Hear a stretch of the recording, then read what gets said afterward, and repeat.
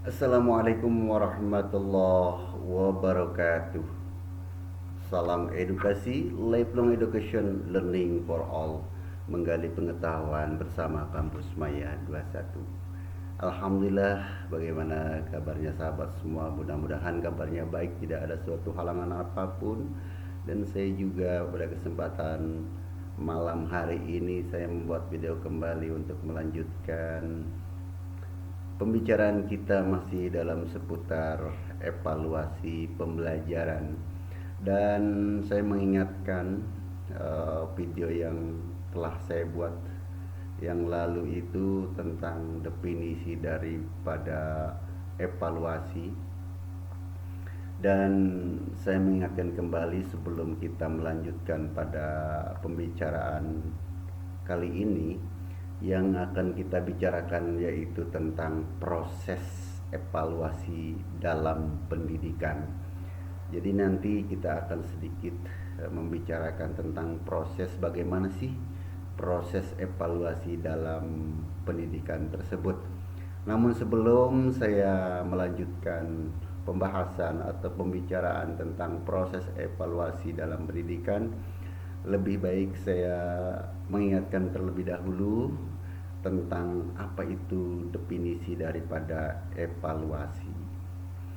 Oke, bahwa dijelaskan dalam Arifin tahun 2013 bahwa evaluasi itu hakikatnya adalah suatu proses yang sistematis dan berkelanjutan untuk menentukan kualitas, nilai dan arti daripada sesuatu yang berdasarkan pertimbangan dan kriteria tertentu dalam rangka mengambil suatu keputusan. Artinya bahwa evaluasi itu mencakup keseluruhan daripada adanya tes, adanya pengukuran, adanya suatu asesmen, sehingga kita akan mengambil tindakan untuk mengambil keputusan tersebut didasarkan atas fakta-fakta dan data-data yang kuat untuk mengambil suatu keputusan tersebut. Oke sahabat semua, tidak lupa juga saya sampaikan terima kasih kepada sahabat sekalian yang telah mendukung channel Kampus Maya 21 untuk selalu menonton video-videonya dan mensubscribe-nya dan membagikannya, dan tidak juga terima kasih yang sudah like-nya. Mudah-mudahan menjadi suatu keberkahan kita semua. Oke sahabat sekalian, untuk kali ini kita akan berbicara tentang proses evaluasi dalam pendidikan ini. Jadi dalam proses evaluasi dalam pendidikan, sahabat-sahabatku, itu terbagi ke dalam tiga bagian. Apa saja?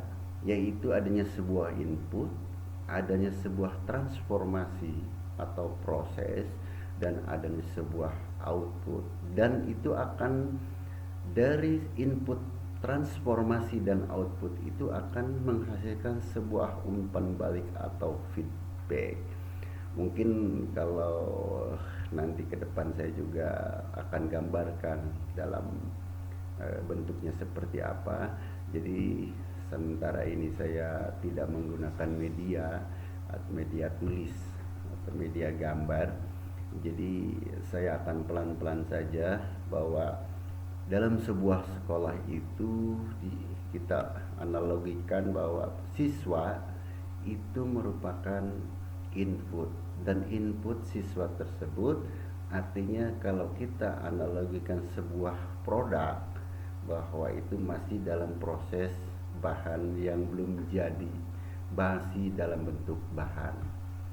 Nah, dengan adanya sebuah pendidikan, siswa yang masuk ke sekolah sebagai bahan yang harus kita proses, maka dilakukanlah yang namanya transformasi. Dan setelah kita lakukan dengan transformasi, maka akan menghasilkan sebuah output atau lulusan. Nah, dari lulusan tersebut akan kembali kepada sebuah input sekolah tersebut. Kenapa?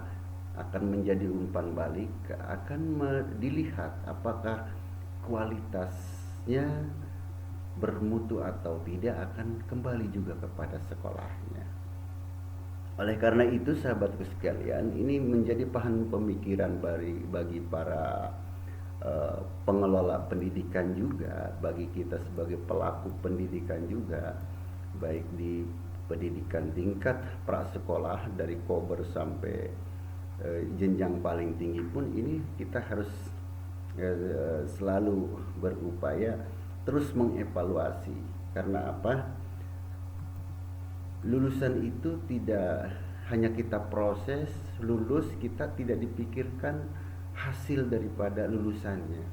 Oleh karena itu kita tentu pasti sama-sama sudah memikirkan setelah lulus, apalagi yang memang notabene kita dari vokasi, jelas-jelas apakah sudah lulus itu akan menghasilkan lulusan yang berkualitas sehingga bisa masuk ke dunia usaha dan masuk di dunia kerja. Maka ini perlu kita terus evaluasi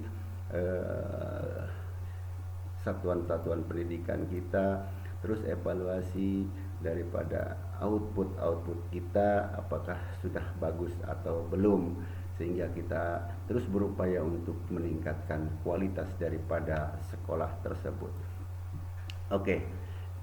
Seperti tadi saya telah jelaskan bahwa input itu dianalogikan sebuah barang atau produk. Bukan saya menyamakan siswa itu diibaratkan produk, maaf. Ini maksudnya ada sebagai analogi saja.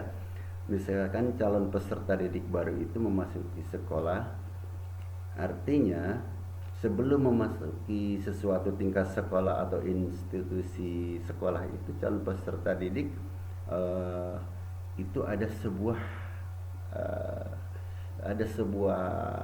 kegiatan atau sebuah penilaian sebaiknya terlebih dahulu untuk melihat kemampuannya. Karena apa? Kita akan meneliti siswa yang baru masuk tersebut untuk menjadi bahan evaluasi kita, bahan untuk memotivasi kita bagaimana yang harus kita lakukan kepada siswa-siswa yang punya atau memiliki kemampuan-kemampuan yang berbeda-beda tersebut. Oke, sehingga kalau kita sudah tahu siswa yang baru masuk itu bidang ahlinya atau bidang kemauannya atau memiliki nilai ke arah kompetensi yang mana, artinya kita akan mudah mengkelompokkan, mengklasifikasinya. Makanya kita perlu di dalam input sebuah pendidikan atau proses calon peserta didik perlu mengadakan sebuah pengukuran. Oke, dan dilakukan sebuah analisis dulu untuk mengklasifikasikan. Itu karena merupakan barang atau bahan yang akan kita proses, maka salah satunya adalah kita diadakan sebuah tes terlebih dahulu. Oke, kemudian kalau tadi input, sekarang output. Output adalah bahan jadi atau produk yang dihasilkan dari sebuah transformasi. Yang dimaksud di sini adalah jadi peserta didik atau lulusan dari sekolah yang bersangkutan. Apakah peserta didik itu berhak lulus atau tidak? Apakah perlu diadakan kegiatan penilaian perbaikan atau tidak? Atau ini sudah layak atau tidak? Apakah lulusannya sudah berkualitas ataupun tidak? Ini output perlu dipikirkan. Karena apa? Kalau kita hanya memikirkan input saja, output tidak dipikirkan, artinya ini akan berdampak pada sekolah tersebut. Kenapa? Karena input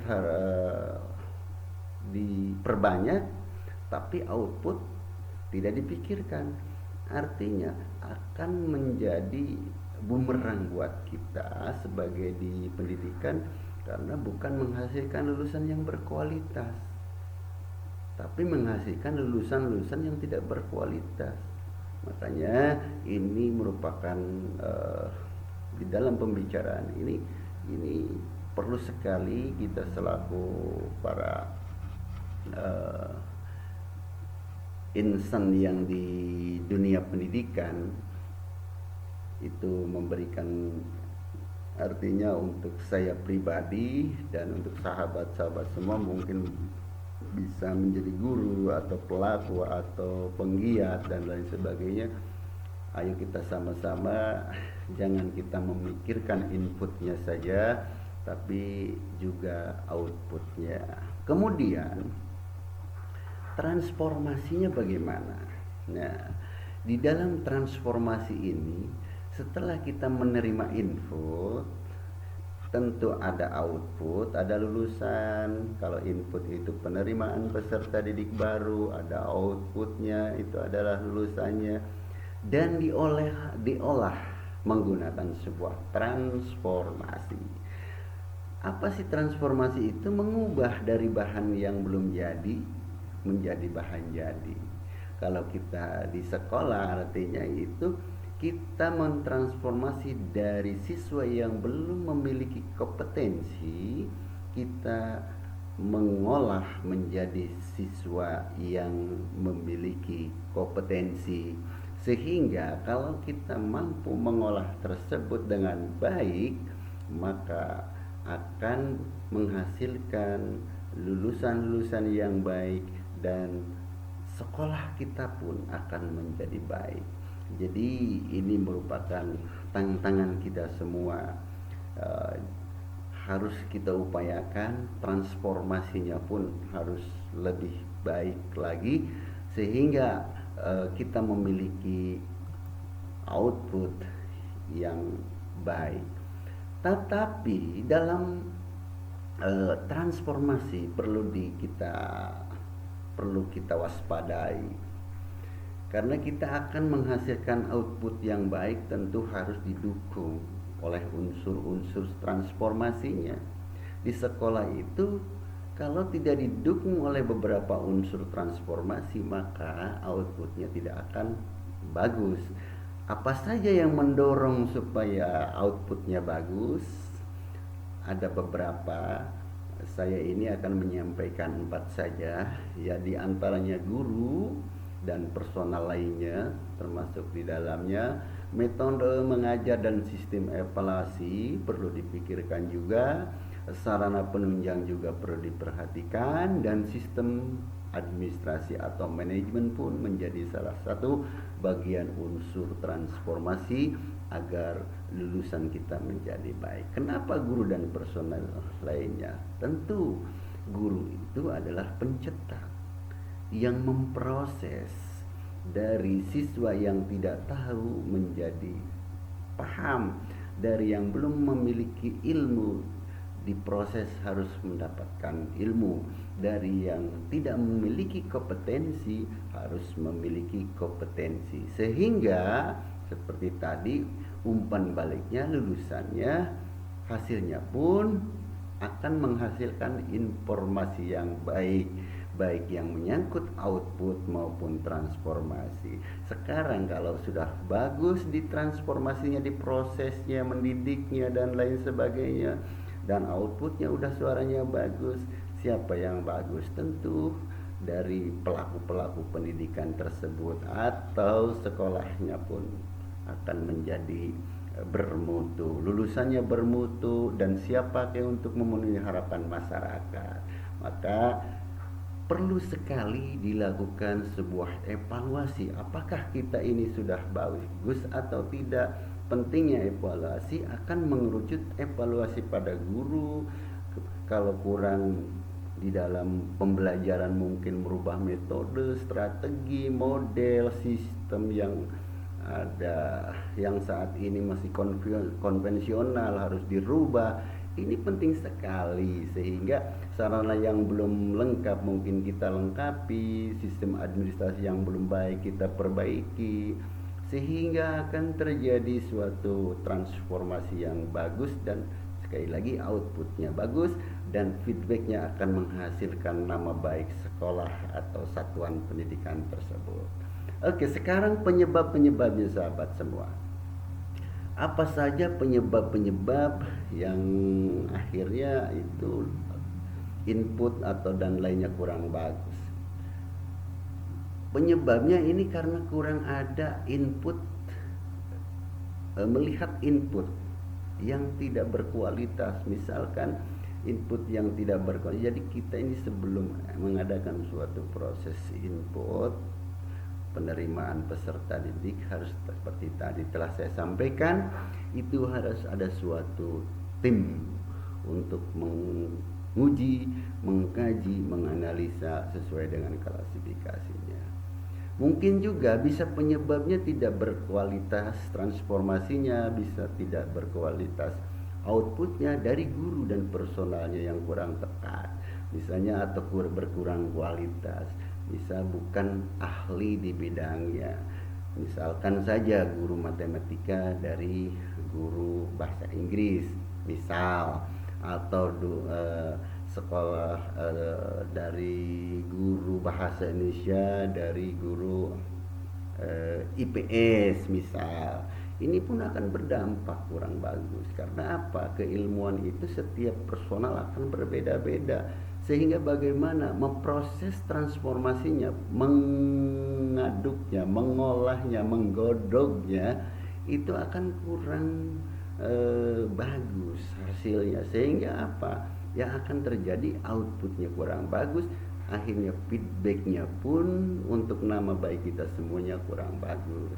Itu semua. Yang ketiga sahabat, penyebab yang kurang menimbulkan artinya kualitas berkurang, materi yang tidak atau kurang cocok. Materi pun bisa tidak cocok. Kenapa sahabat? Ini bisa tidak cocok apabila yang menyampaikan atau kemampuan kompetensinya seperti tadi personalnya kurang berkualitas, bisa terjadi kurang baik. Mungkin hanya menggunakan ceramah saja atau menggunakan materinya tidak jelas dalam penyampaiannya, mungkin saja seperti itu, sehingga akan menghasilkan kualitas yang kurang bagus. Kemudian metode mengajar dan sistem evaluasi yang kurang memadai standarnya. Metode mengajarkan itu ada sesuai dengan kebutuhannya, modelnya ada, metodenya ada, strateginya ada, tekniknya ada, dan sistem evaluasinya yang kurang mengikuti standar. Karena di dalam evaluasi itu ada standar-standarnya, harus bagaimana dalam melakukan suatu evaluasi, bagaimana cara menggunakan suatu metode, model, dan strategi pembelajaran dalam mengajar. Oleh karena itu, kalau kita tidak memahami metode mengajar, strategi, metode, maka di dalam proses akan menghasilkan yang kurang baik, dan sistem evaluasinya pun akan kurang standar, maka akan hasilnya kurang baik. Dan kemudian penyebab berikutnya kurang sarana penunjang. Ini pun menjadi output yang tidak bagus. Kalau sarana penunjang ada tapi output tidak bagus, artinya ini ada sumber daya yang kurang untuk mengelolanya. Tapi kalau kebanyakannya itu memang kurang sarana penunjang, sehingga output kita untuk misalkan untuk pelatihan komputer, untuk pelatihan olahraga, untuk pelatihan seni atau lab IPA atau kimia dan lain sebagainya, itu tidak ada. Bagaimana untuk menghasilkan lulusan yang bagus kalau sarana-sarana itu tidak ada? Itulah yang kelima, penyebab kualitas tidak bagus outputnya. Dan yang terakhir, sistem administrasi pun akan membuat salah satu penyebab dari output yang tidak bagus. Misalkan tidak ada pengadministrasian yang tepat, sehingga apa? Misalkan ada siswa yang sudah lulusan kita minta datanya tidak ada atau kurang tidak teradministrasikan dengan baik. Ini pun menjadi sebuah penyebab dari output yang tidak baik, dan akan feedbacknya ke kita juga sebagai pengelola dan sebagai orang-orang yang ada di dunia pendidikan. Ya maaf sekali, saya bukan mengajari, tapi ini kita belajar bersama. Ayo kita saling memperbaiki agar penyebab-penyebab kualitas tidak baik ini yang ada jumlahnya yang saya sampaikan 6, ini jangan sampai kita ada di lingkungan kita. Artinya supaya kita belajar terus supaya hilang yang penyebab untuk tidak baiknya. Nah, di sini dari untuk akan lebih jelasnya bahwa sekolah untuk melakukan sebuah penilaian secara menyeluruh itu tentu mulai dari calon peserta didik, guru, metode, lulusan, dan proses pendidikan yang secara menyeluruh itulah menjadi peran penting dalam sebuah sekolah. Sekali lagi, peran penting dalam sebuah sekolah, dalam sebuah pendidikan, yaitu calon peserta didik, guru, metode, lulusan, dan proses pendidikan. Itu adalah yang perlu kita pikirkan bersama-sama agar kita menjadi para pendidik, menjadi satuan-satuan pendidikan yang berkualitas. Tidak hanya memikirkan input, tapi ayo kita pikirkan output dan feedbacknya dengan melakukan sebuah evaluasi pendidikan. Oke, sahabat-sahabat, mungkin itu saja yang dapat saya sampaikan untuk video kali ini tentang evaluasi dari sebuah pendidikan. Dan nanti kita akan lanjutkan pada video berikutnya, yaitu tentang ciri-ciri evaluasi dalam pendidikan. Terima kasih, mohon maaf kurang lebihnya, dan kita doa bersama mudah-mudahan kita selalu diberi kekuatan kesehatan baik jasmani dan rohani. Dan kita memohon juga agar pandemi COVID-19 segera sirna dari bumi Indonesia, agar pendidikan berjalan baik, bisa tatap muka kembali seperti sedia kala tanpa harus dengan melakukan daring terus. Akan segera, karena ini sangat penting untuk kita berubah. Terima kasih. Assalamualaikum warahmatullahi wabarakatuh.